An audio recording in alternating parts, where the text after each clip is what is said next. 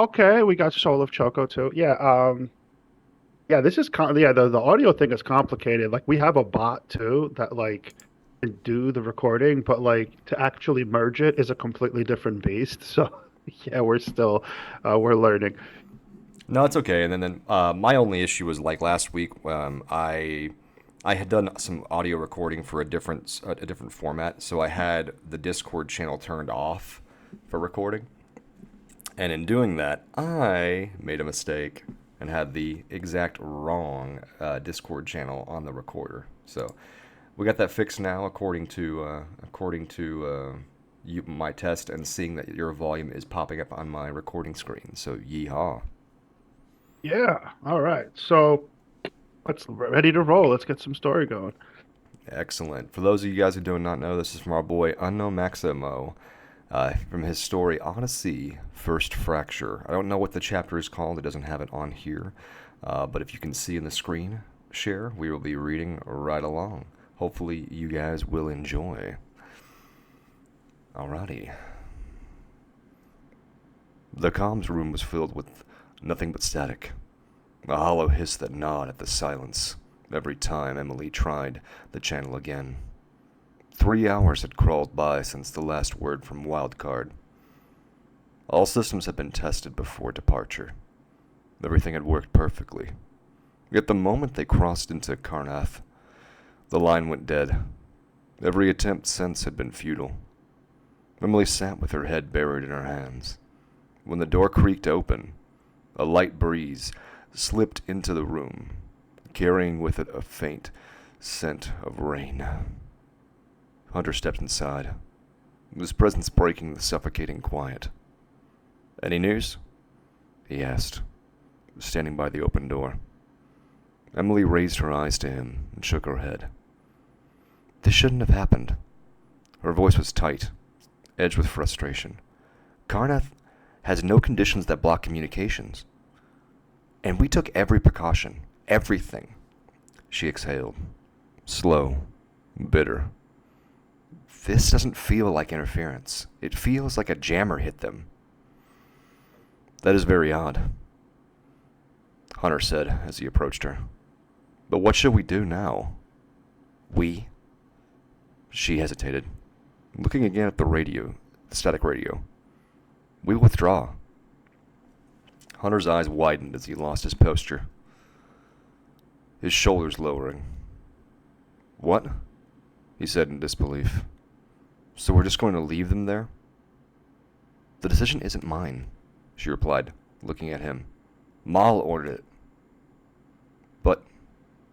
but she...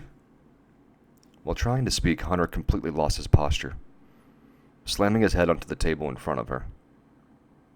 "We can't do that," he shouted. "We just can't leave them there." "Get a grip, soldier," she replied, raising her voice to standing up, facing him. "Do you think I wanted to approve this? I have no choice but to let them go." "There has to be another way," he said, stepping back. "But there isn't." She lowered her voice a bit, but stood still in front of him.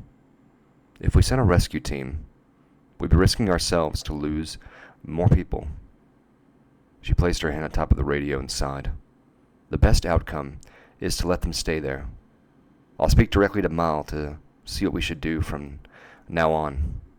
Until then, we'll be stationed at Quinnereth base. Understood?" "Yes, ma'am," he replied, his voice almost a whisper.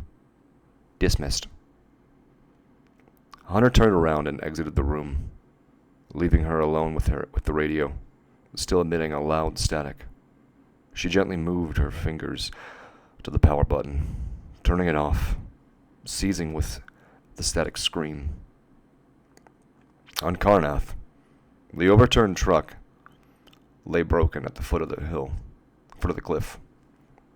Its main body was still intact, but the rest was shattered, wheels scattered across the field, fires flickering in the wreckage. Inside, blue emergency lights flickered weakly, sparks spitting from the cracked console. The shattered screen glowed with warped colors: green, blue, red, twisting into a web-like distortion. Pausing for 1 second.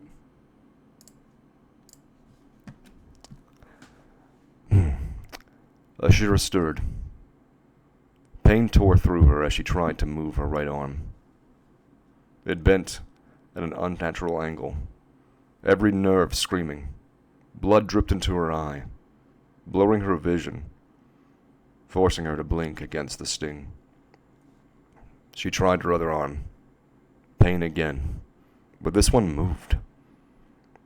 With sheer will, she dragged herself upright, only to collapse as her chest flared with agony. For a moment, she wanted to surrender to the pain, to sink into the dark, but she refused. Not yet. A thunderous thud shook the truck, slamming her back to the floor. Then another, and another. Fists, claws, something battering the doors from outside. Her vision cleared just enough to see the others strewn across the cabin. Blood pooled beneath them. John's head was smashed against the door, his rifle driven through his chest. CR's torso was severed from his legs. One of Nira's own blades buried in his skull. Sparks hissed from the wound. Nira lay still, but unmarked. Ashira crawled to her, desperate, and pressed 2 trembling fingers against her throat. A pulse. Weak. Alive. Relief broke through her haze. But then she saw the blood on Ira's back, dark and steady. The scalpel jutted from her outside. Thankfully, missing anything vital, but deep enough to bleed. Ashira's vision swam, every pulse of pain from her broken arm threatening to drag her back into the dark. She forced herself upright, bracing her ruined side against the wall of the overturned truck. The medkit had burst open in the crash. Its contents were scattered across the blood-slick floor. Gauze, metal instruments glinting under the flickering blue lights. One of those scalpels had found its way into Naira's back, shallow but bleeding steadily. The shooter dragged herself forward, using her good arm to swing the debris closer. Her glove slipped on the blood, trembling fingers finally closing around a strip of gauze. She pressed it against the wound, her arm shaking under the effort. Blood soaked through instantly, warm and sticky, but she leaned her weight down, holding the dressing in place because her other arm dangled uselessly, broken. Naira groaned, her body convulsing under the pressure.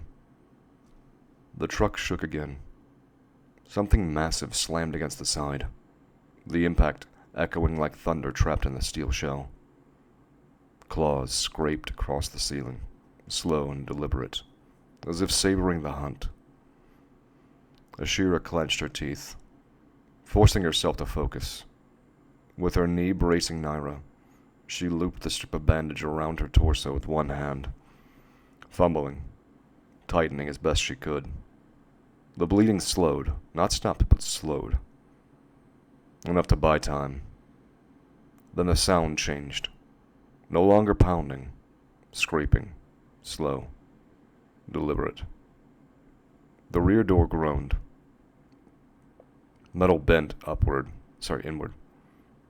Hinges shrieking. A crack split the frame, and through it, a grotesque arm forced its way inside. Jagged crystal growths glistening, claws like knives of glass. They screeched as they groped blindly, tearing grooves into the steel.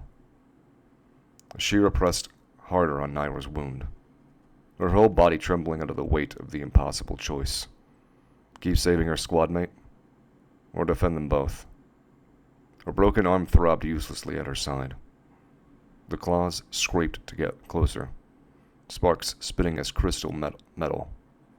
Another surge rattled the hinges, widening the gap.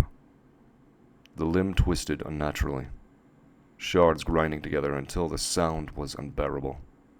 like glass splitting inside her skull. That phantom stench through her nerves again. A chemical sting she could feel more than smell. Death itself seemed to crawl through the breach. She bent over Naira, covering her, as the claws dragged along the floor, slicing through blood and shattered glass alike. The door moaned once more, as the arm probed deeper, hungrier. Ashira's breathing came ragged, fogging her vision, her chest burning with the certainty that this was the end. And out of nowhere, the shot cracked through the fog outside. Sharp. Final. The arm jolted, retracing as if struck by lightning. Its claws scraped backwards, carving deep gouges into the doorframe before losing all strength. A heartbeat later, it sagged, limp. Now it just hung there, grotesque, half inside, half out. The talons, once twitching with hunger, dangled lifelessly, clicking faintly against the metal as the weight pulled the limb down, and swayed back and forth, pendulous, dripping blood mixed with green luminescence that pattered softly onto the broken floor. Ashira stared, frozen. Her heart still thundered, as if the fight weren't over. She had braced herself to die inside that truck, and now the monstrous limb just swung, lifeless. Every sway mocked the panic that had gripped her moments earlier, as though the dead zone itself was taunting her for daring to hope. Then came more sounds from outside. Screams. Dozens of them, raw and guttural. The same wails that had rattled her bones before. But this time each cut was short. Each was cut short, silenced by the thunder of gunfire. Roar, bang, silence. Roar, bang, silence. The rhythm of death seeped into the overturned truck, echoing in her skull. Ashira tightened her grip on Naira's bandages with her good arm, not daring to move. Her gaze locked on the swaying arm.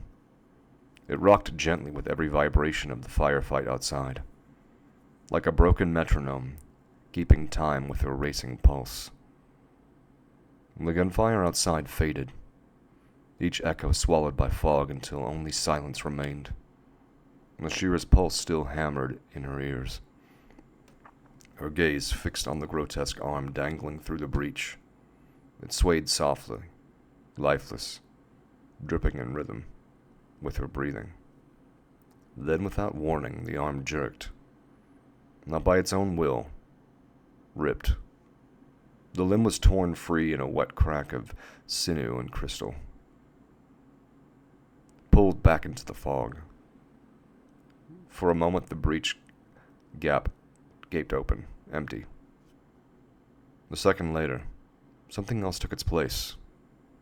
A black gauntlet pushed through, armored plates grinding as it forced the door wider.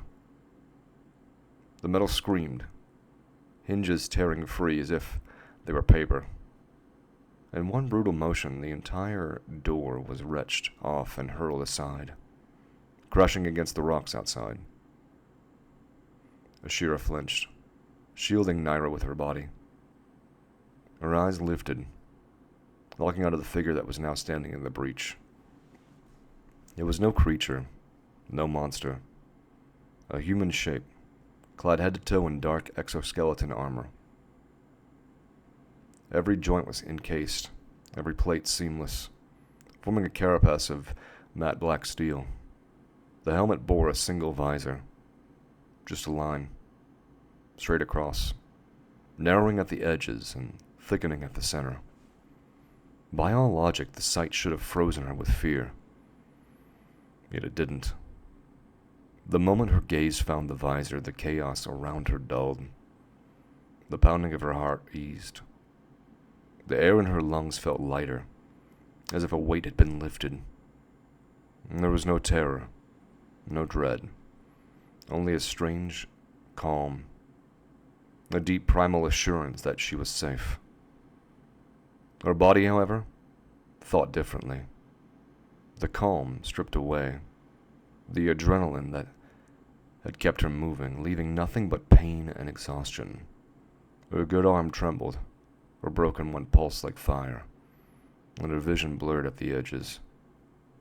She tried to stay awake, but her head slumped forward, her strength bleeding out. Darkness pulled at her, and the world vanished. The figure stepped inside the wreck, boots crunching over the scattered shards of crystal. The cabin smelled of iron and smoke.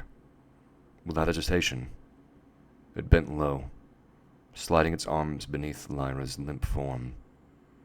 Black armor cradled her weight, as though she were made of glass. Outside, the fog revealed what Ashira's fading mind never saw. The ground around the truck was littered with still forms. Twisted, crystal-ridden creatures sprawling into grotesque heaps, their green glow fading into silence. The earth bore the mark of violence. Gouges in stone, scorched gravel, shells scattered among the corpses. Through that graveyard, the armored-like figure walked steadily. Naira, safe in his arms. Every step was measured, deliberate, carrying her past the wreckage of destruction toward the waiting vehicle. The door opened with a hollow metallic thud, and she was lowered carefully onto the back seat, bandages checked, her body laid flat. The figure didn't climb in. Instead, it turned back once more to the truck. Inside, the visor's pale glow lingered on the broken remains of John and CR. Its shoulders slumped imperceptibly, a silent weight pressing on the armor before it straightened again. Then it returned for Ashira.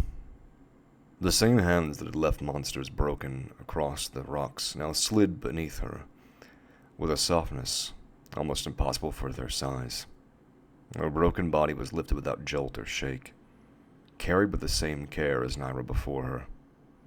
The ground crunched again beneath armored boots as the figure crossed the battlefield it had carved, passing between shattered corpses and smoking craters, the violence of moments ago fading in the shadow of its deliberate calm.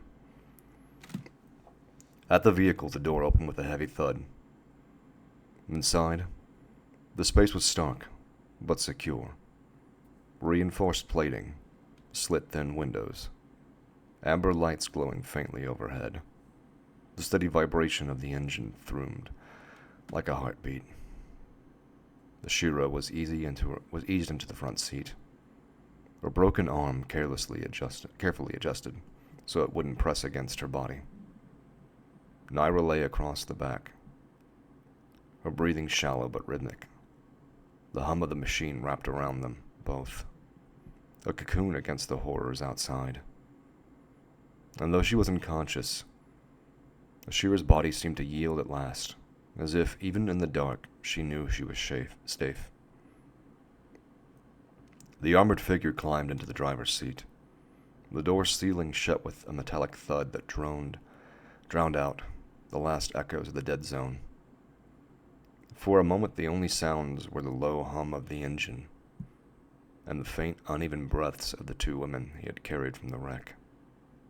When the ignition flared, a burst of classical music filled the cabin, strings swelling and dignified, strangely out of place in the ruined world outside. The melody was calm, almost noble, but it played a little too loud, vibrating faintly against the steel walls.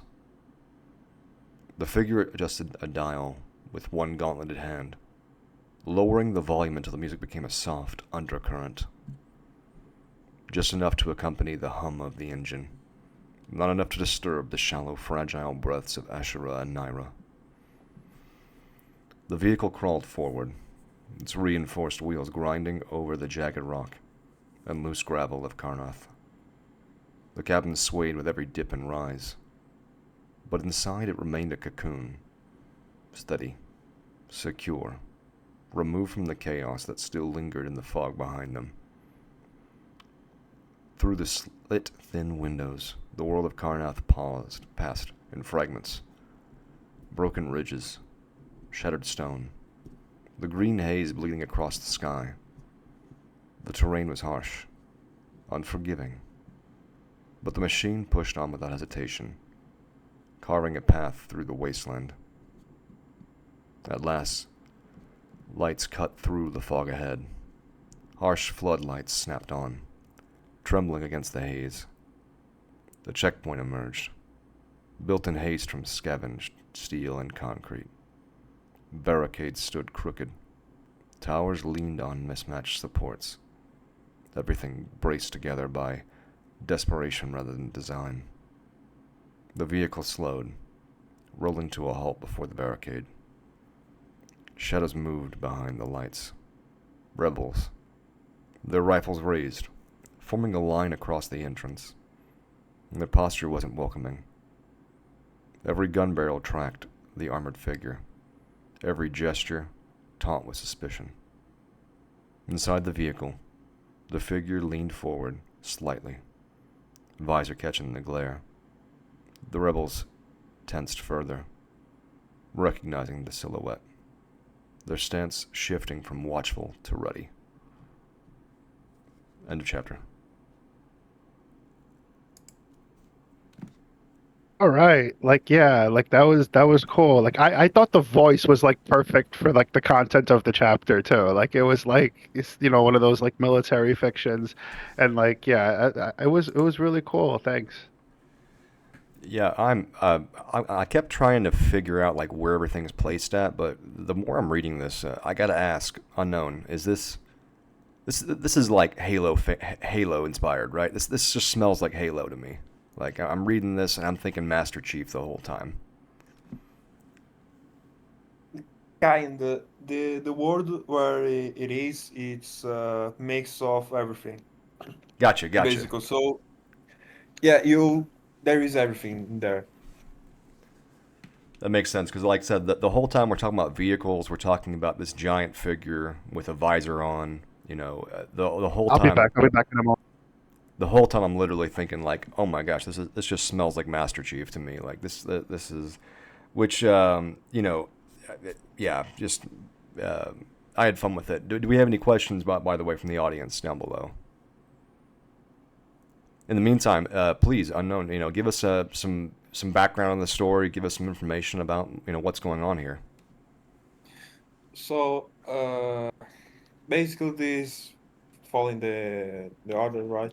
It is the fourth part of the first chapter of the book because due to the way Royal Rose works with chapters and that, I thought it was better to crack the main chapters into small bits to post it every week, now and then.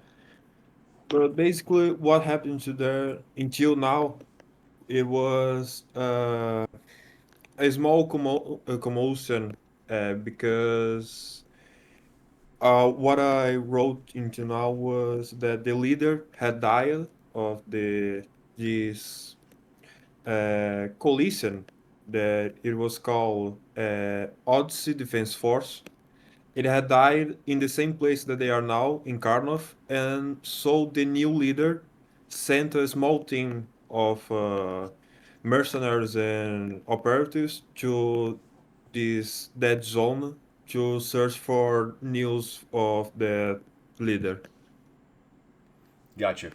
So it's just basically, I like kind of the idea where we have this. The start of the chapter is essentially, it sounds like command post is basically, and again, when we're reading a chapter that isn't the first chapter of a book, it kind of takes a while for us all, even So, me, to really just get into it and understand what's going on. So, I get the tense of, hey, there's a command post is basically just abandoning this regiment, abandoning these folks to their own fate, and now it's just, hey, people that are stuck down there have to figure out how to survive, right?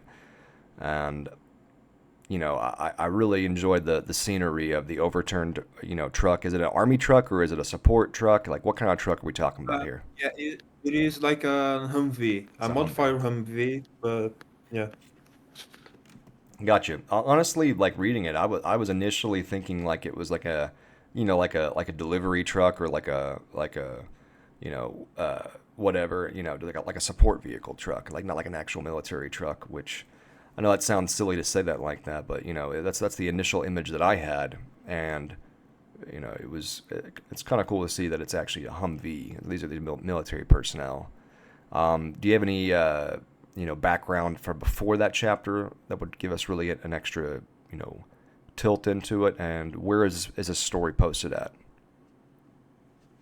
So, the story is posted on Roy Roads, as I said before, but basically the backgrounds, I had a prologue chapter to kind of introduce to the worlds and to the world that I'm writing and to the thematic that I want to go with.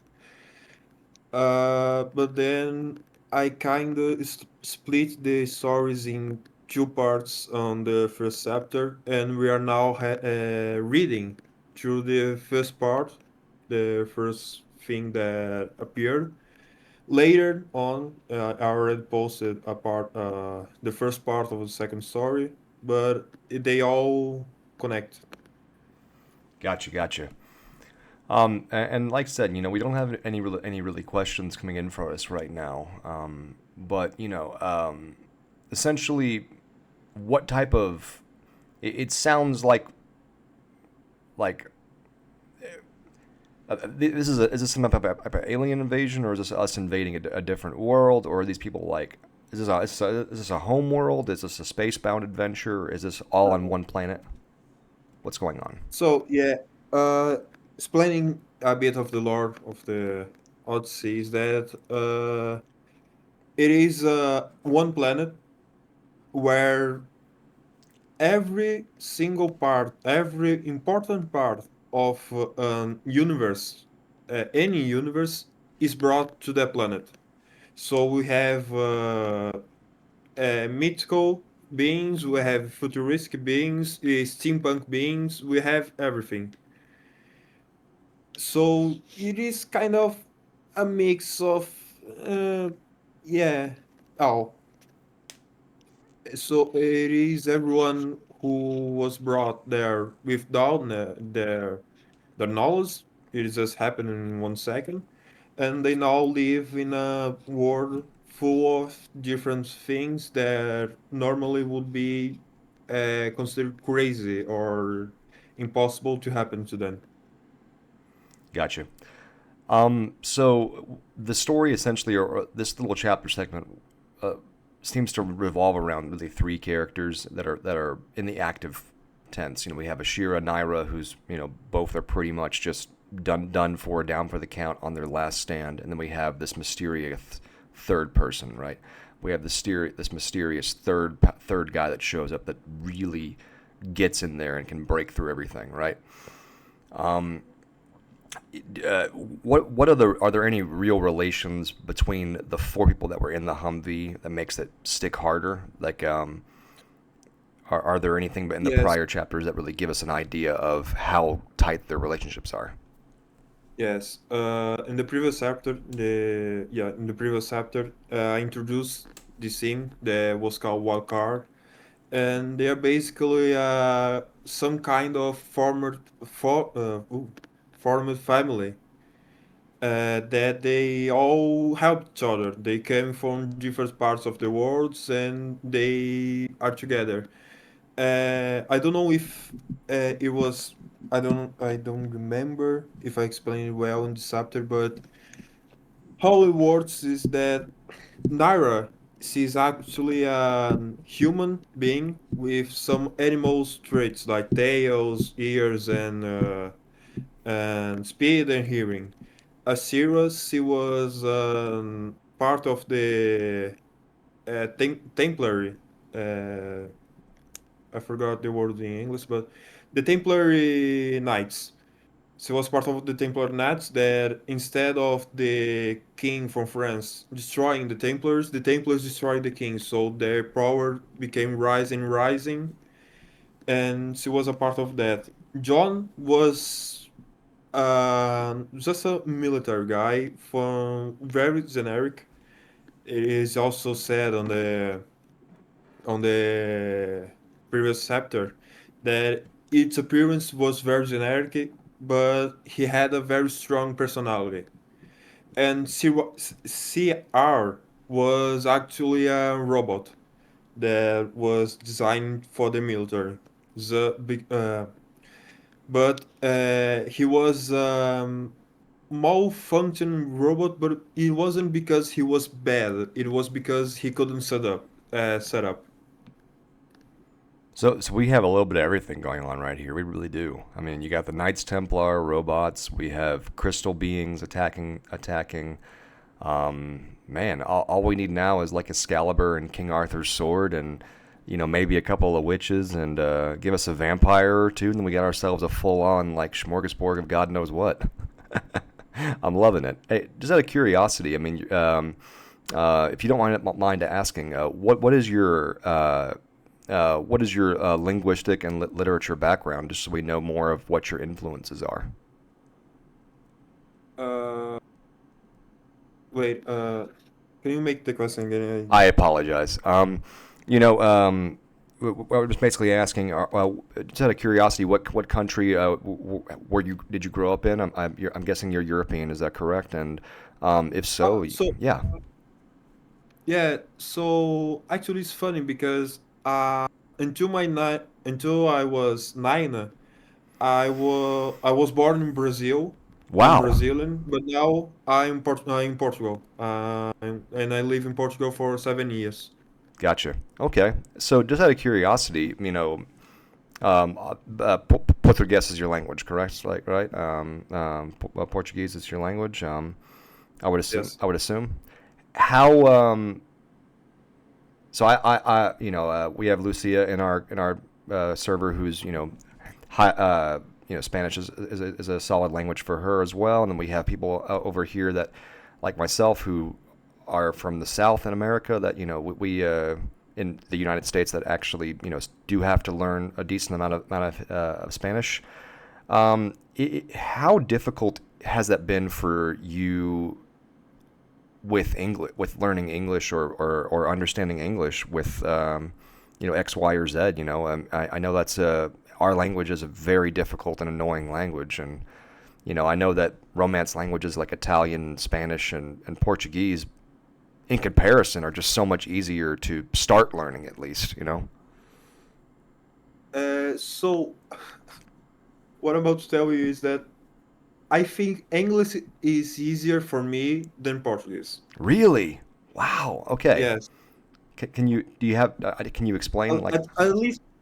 At least it's easier for me to understand because one thing in particular with Portuguese that they have one word with 1,000 reasons, and principally on writing, you have so much thing. You have uh, I forgot the words in English, but the accentuation, the everything is just complex. And in a simple word, in a simple phrase like John went to store, there is at least 10 things, 10 grammatical things that you have to find and write and think. It's just so much complication over nothing.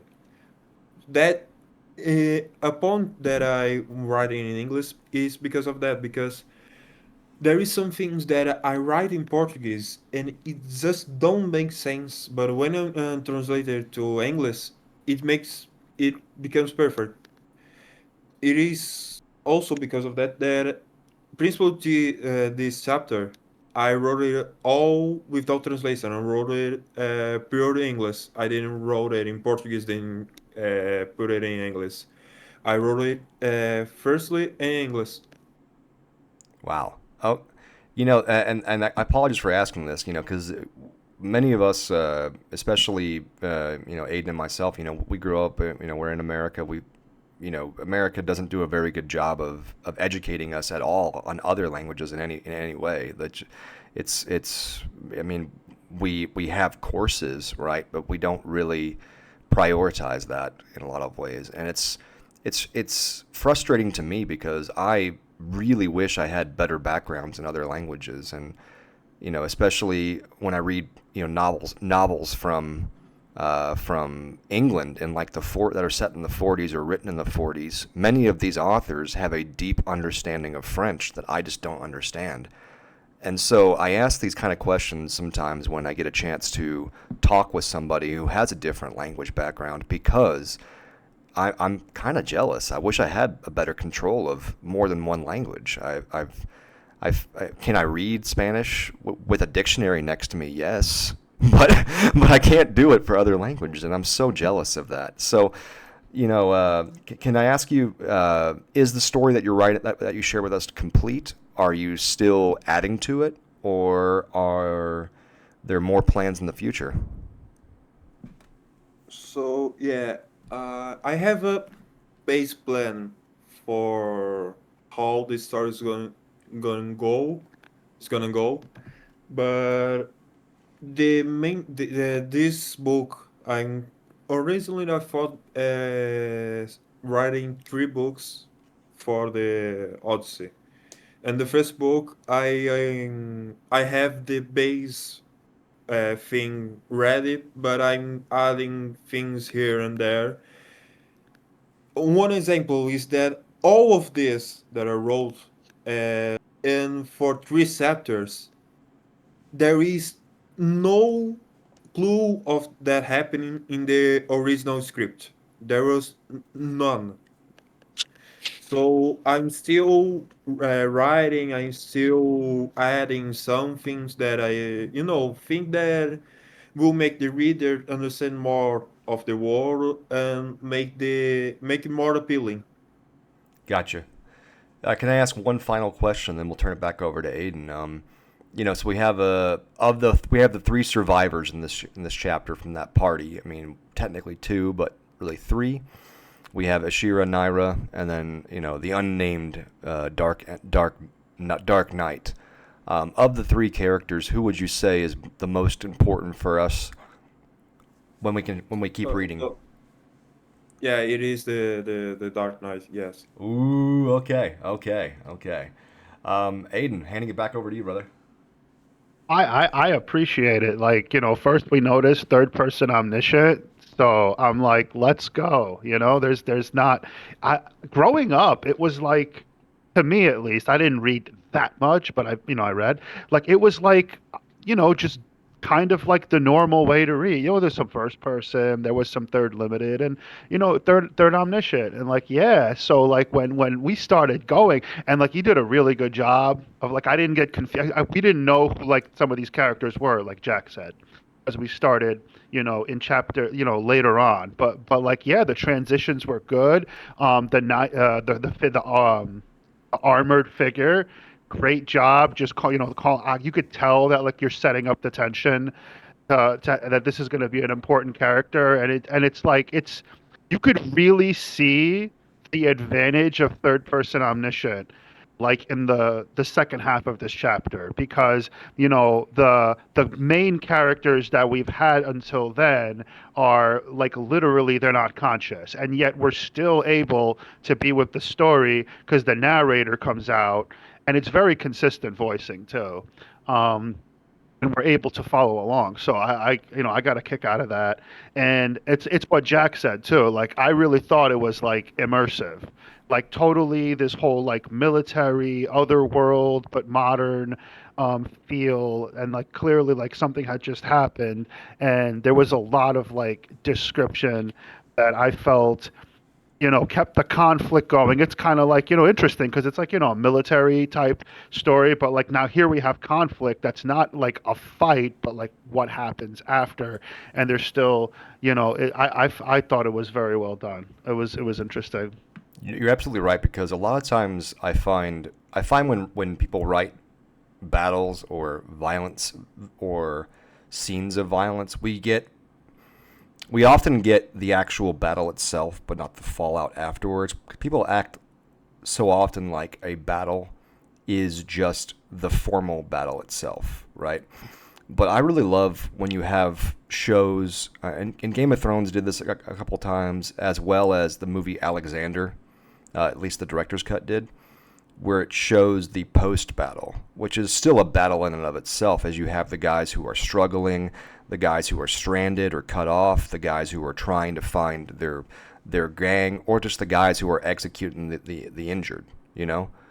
And this is kind of one of those scenes where at the start of the chapter, I see the military's formally said, "Hey, we're not backing up those guys," and now boom, now we're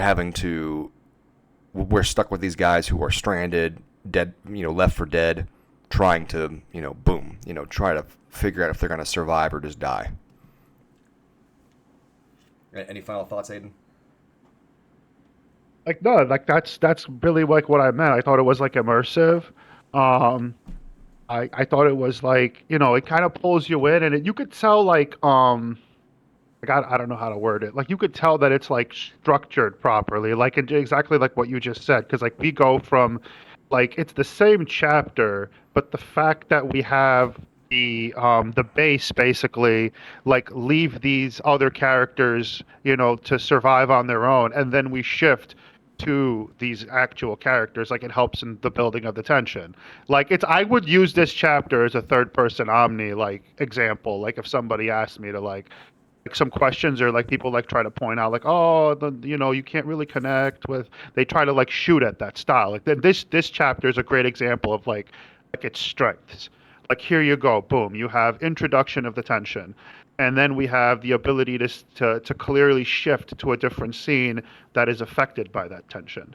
And then you know what I'm saying, and then we have this scene, we have the characters that are like we're living the scene through, are actually struggling to stay conscious, and then they lose consciousness, and we're still able to see what happens with them.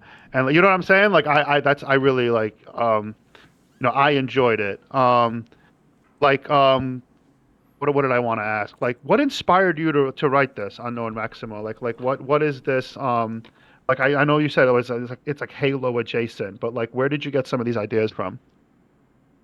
So, uh, there is a couple of characters that I've been thinking, and the Dark Knight is one that this character, I have a story to write it since I was 9 years old.